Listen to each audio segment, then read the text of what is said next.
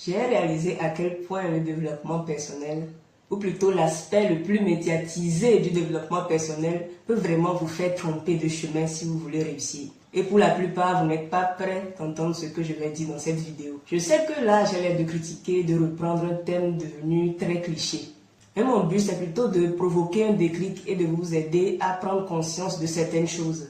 Même en prenant du recul sur cette chaîne, je me rends compte que je dis les choses d'une manière un peu brute des fois. Mais ce n'est absolument pas pour vous condamner, les amis. Sachez que tout ce que je dénonce sur cette chaîne, c'est parce que j'ai déjà fait les mêmes erreurs moi-même, en croyant bien faire comme vous pendant des années.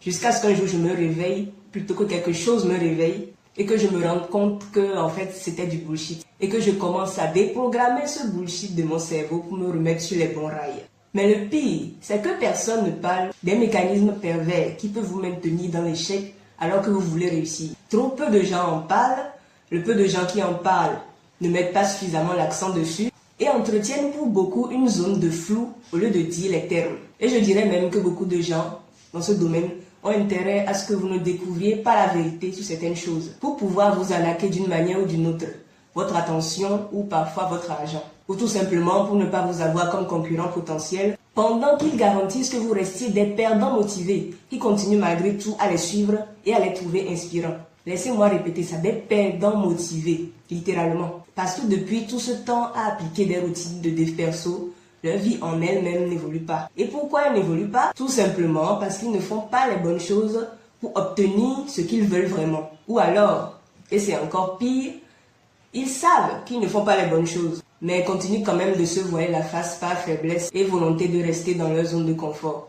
Mais ça, c'est un autre sujet. Parce que, disons-nous la vérité, si ton objectif, c'est par exemple d'obtenir ta liberté financière en gagnant un certain nombre d'euros par mois, ou carrément de devenir multimillionnaire, il y a des actions précises, des activités et l'état d'esprit qui va avec, qui vont factuellement te mener à ce résultat, et de notre côté, des actions et un mindset qui ne vont pas du tout te mener à ce résultat. Or, ce qu'on constate sur les réseaux, c'est que ce sont ces dernières actions-là qui sont mises en avant dans le développement personnel. Les gens sont séduits par cette image et la reproduisent à leur tour, sans savoir que c'est la stratégie business des influenceurs dev perso, de leur vendre cette image pour faire des vues et de la personal brand autour, et donc de gagner de l'argent à travers ça. Et je le dis sans jugement, c'est juste comme ça que ça marche, et je trouve même intelligent de procéder comme ça. Mais vous n'êtes pas en train de gagner de l'argent avec ça. Maintenant, je veux faire une parenthèse importante. Honnêtement, je ne pense pas que le développement personnel en lui-même soit mauvais. Bien au contraire.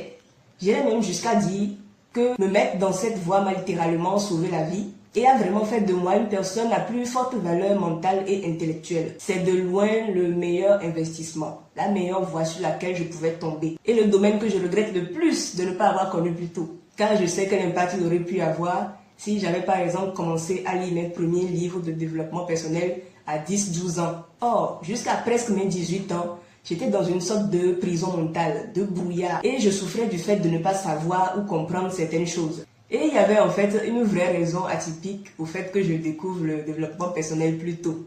Pour le coup, ce n'était pas une erreur que j'ai commise, mais plutôt des conditions dans lesquelles j'étais depuis ma naissance et qui m'interdisaient d'une certaine manière d'approcher du dev perso. C'était carrément tabou dans mon contexte. J'ai hâte de vous en parler dans une prochaine vidéo parce que je suis sûre que pas mal de gens sont ou bien ont été dans ce cas-là d'une manière ou d'une autre. Bref, sans développement personnel, il y a clairement certaines compréhensions et certains déclics qui ne se seraient jamais faits dans mon esprit. Mais malgré tout, il serait malhonnête de dire que tout va bien dans ce domaine ou qu'il ne fait de tort à personne. Et je ne parle pas ici des concepts, des routines, du fait qu'il soit applicable ou non par tout le monde, etc. Non, ici je veux parler du fait qu'on mélange tout. C'est la pagaille. On inverse les causes et les conséquences. On nous fait croire que c'est lire des livres, méditer, prendre des douches froides et se muscler qui va nous rendre millionnaires. Raison pour laquelle tout le monde passe son temps à faire ces choses-là plutôt qu'à travailler. On ne nous explique pas que toutes ces choses-là ne sont que des compléments, des accessoires et non le but principal. Elles ne sont là que pour entretenir notre mindset et notre énergie autour de l'activité principale qui, elle, doit être d'avancer et de créer des choses dans un business. Pire, on ne nous explique même pas qu'on pourrait très bien se passer de toutes ces choses et quand même devenir millionnaire. Oui, Des gens qui ne font rien de tout ça et qui sont libres financièrement, ça existe. Même plus que vous ne le pensez. Bref, on nous fait inverser les causes et les conséquences. Et les entrepreneurs influenceurs jouent beaucoup sur cette image de routine de productivité, de salle de sport, de douche froide, etc. Mais les gars, je vous le dis cash, au cas où ce n'est pas encore clair pour vous. Ces choses-là, les faire, ça ne va pas vous rendre millionnaire. Ok, vous allez avoir plus d'énergie, vous serez plus présentable, vous vous sentirez mieux dans votre corps et ça rejaillira sur votre esprit. Tout ça, ce sont des bénéfices réels qui ont un impact sur votre confiance, votre énergie et votre estime de soi au quotidien. Rien à redire là-dessus. Mais, si votre objectif est de faire de l'argent, on est d'accord que vous ne pouvez pas faire que ça. Parce qu'il est là le problème. Vous allez gagner 0 € en faisant ça. Parce que faire ces choses fondamentalement ne rapporte pas d'argent. Je veux dire, ça m'a vraiment fait quelque chose de réaliser ça. Genre, c'est vrai. Pourquoi le fait de faire des morning routines de 4 heures, de lire et de faire du sport va concrètement vous rapporter de l'argent? Qui vous paye une fois que vous avez fait ça? Et qu'est-ce qu'ils vont vous payer d'ailleurs? Qu'est-ce que ça leur rapporte? Qui vient après en mode « J'ai vu que tu faisais bien tes morning routines et que tu étais bien motivé et organisé. Alors tiens, voici 10 000 €. » Personne ne fait ça. Le seul moyen de faire de l'argent en faisant ça, c'est de créer du contenu autour. C'est-à-dire se filmer en le faisant et que ce contenu la perce. Est-ce que vous captez un peu l'arnaque du truc? Même ça, on ne le dit pas. On ne nous dit pas que la meilleure manière, voire la seule, de rentabiliser financièrement le fait de faire ces routines et d'appliquer les conseils de motivation qui vont avec, c'est de créer du contenu autour en faisant de la personal brand ou du personal branding. Car je le répète, ces gens-là ne veulent pas de concurrence. Donc les plus malins à ce stade, c'est ceux qui font du copier-coller sur le contenu de ces gens pour reprendre leur concept. Et c'est ça leur business à eux. Vous voyez le système maintenant? Les gars, je sens que je pourrais faire des heures de vidéos sur ce sujet-là en particulier. Dites-moi si ça vous parle. Mais je vous avoue aussi que des fois, je me demande si ce n'est pas un peu trop tôt pour en parler. Ou tout simplement pour parler d'entrepreneuriat sur YouTube. Après tout, je suis encore débutante comme la majorité d'entre vous. Je pourrais juste faire mes choses dans mon coin et avoir des résultats grandioses avant d'en parler. Mais si j'ai lancé cette chaîne, c'est entre autres choses, à part apprendre à développer des sujets en vidéo, cultiver mon éloquence et mon aisance face à la caméra, pour documenter mon parcours, ma progression, les réalisations que je fais sur le chemin de la réussite, les obstacles que je rencontre, etc.